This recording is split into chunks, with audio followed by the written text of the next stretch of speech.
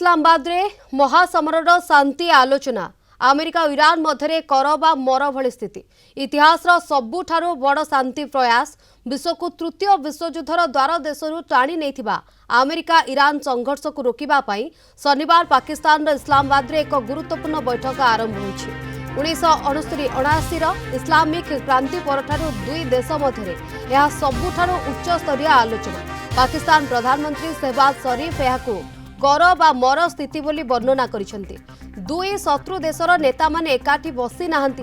पाकिस्तानी प्रतिनिधि माने दुईटी अलगा कोठरी रे बसिथिबा अमेरिका एवं ईरान दल मध्य प्रस्ताव आदान प्रदान करुछंती। अमेरिका पक्ष उपराष्ट्रपति जेडी वांस, स्टीव विटकॉफ एवं जारेड कुशनर एही दलर नेतृत्व नेउछंती। तेबे ईरान वैदेशिक मंत्री अब्बास आरगची एवं संसद बाचस्पति मोहम्मद बागेर गालिबाफ आलोचना पहुंची। गत फेब्रुआरी 28, 2026 रे अमेरिका इस्राएल भयंकर आक्रमण पर युद्ध आरंभ होता। हजार हजार सैन्य एवं साधारण लोकंकर मृत्यु होइछि। विश्वर सबुठारु गुरुत्वपूर्ण तेल परिवहन पथ हर्मुज प्रणाली अशांत होई पड़िछि। आलोचना थिबा 5टी बड़ जटिल प्रसंग रहिछि। राष्ट्रपति डोनाल्ड ट्रंप एही शांति प्रक्रिया को नहीं आशावादी अछंती। जदिओ उभय पक्ष निज निज जिद अटल तथापि युद्धर भयंकर परिणाम को दृष्टि रखी किछि सकारात्मक निष्पत्ति आसीपारे बोली विश्ववासी आशा रखिछन्ति।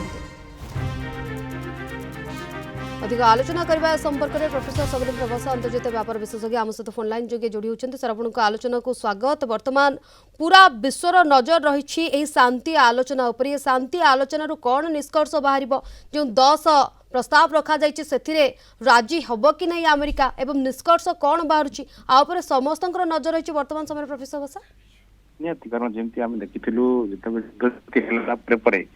इस्लामाबाद को ठीक करा कि पाकिस्तान जो अमेरिकार गोटे चाटुकार कंट्री एवं से वर्तमान यपरी दुईटी देश भितर जो मीडिएटरशिप वर्तमान धावा सरी प्रथम ईरान सहित अमेरिका सहित जो कथबार्ता हम दुईटी कठोर व्यवस्था है द्वितीय चरण में कथबार्ता भितर बार्गेनिंग चेन रे पॉइंट बोथ साइड एग्री है तेज द्वितीय चरण में देश को गोटे टेबुल बसैवा प्लानिंग करा तेरे मध्यप्राच्यर युद्ध जदि आजिकार डिस्कसन बहुत किसी निर्भर होती कारण डोनाल्ड ट्रंप कहते जदि कौन प्रकार ईरान एथे अराजी है तेज आहरी भयंकर अटैक हम समस्त प्रस्तुति कर सारी शांति वार्ता भितर जो जो शर्त कथार आम देखी फ्रिजिंग थिला तार जी प्रॉपर्टी $7 बिलियन कथा से कहूँ 2018 मसीह सैंक्शन लगे अमेरिका रिलीज करने गोटे सीधा सड़क कहते सहित जपरी लेबान युद्ध विरति घोषणा करने जो कि प्रचुर अटैक कर इज्राएल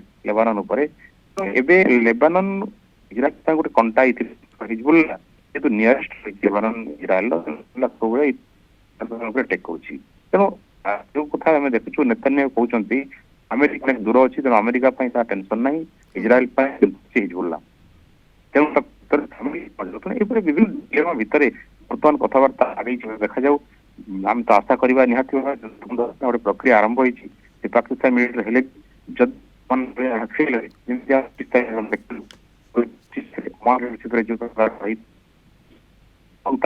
होता है युद्ध घड़ी मुहूर्त डिस्कसन बोथ साइड जमी आप कहले 10टी कथा 10 जदि अमेरिका राजी तेज जाए भितर पुणी एपटे रही प्रक्सी एपटे ईरान प्रक्सी जमी आम कहूँ हिजबुल्ला लेबानन सी भी राज्य सब क्षेत्र में बर्तमान बहुत किसी कथा रही मात्रा पाकिस्तान फाइनाल कर देखा कथा।